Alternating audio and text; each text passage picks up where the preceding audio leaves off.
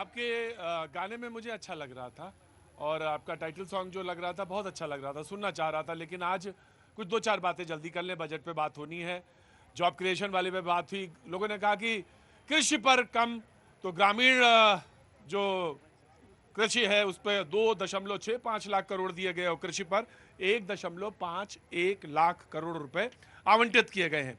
तो ये जो विभाग है इस पे इतने पैसे एलोकेट हुए हैं खासतौर से ग्रामीण अर्थव्यवस्था या ग्रामीण क्षेत्र या कृषि क्षेत्र पर बात करने के लिए।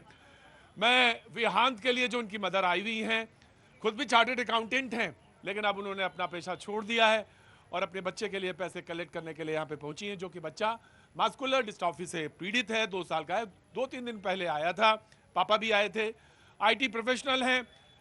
दरअसल ये है कि मुझसे जब जाने लगे तो इन्होंने एक बात कही, कैसे बताएं कि हम ईमानदार हैं, कि हम जो कलेक्ट कर रहे हैं ईमानदार हैं, हम कैसे बताएं।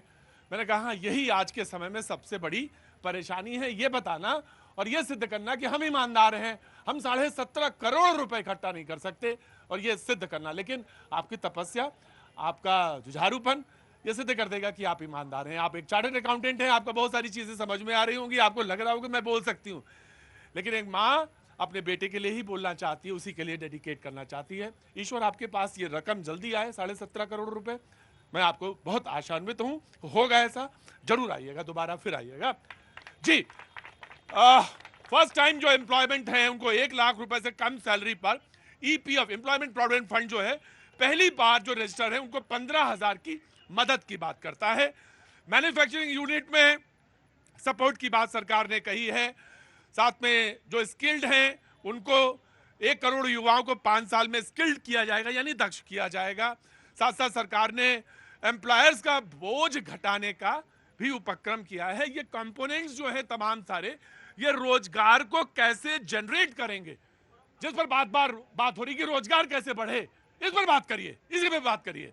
मैं जानना चाहता हूं आपसे और देन आपसे जी। देखिए प्रतीक जी, मैं चूंकि समय की सीमा है तो इसमें समझने की आवश्यकता है कि जो सरकार की जो प्राप्ति है 19% डायरेक्ट टैक्स इनकम टैक्स है, 18% GST है, 27% जो आता है वो आपका उधारी से आता है जो है।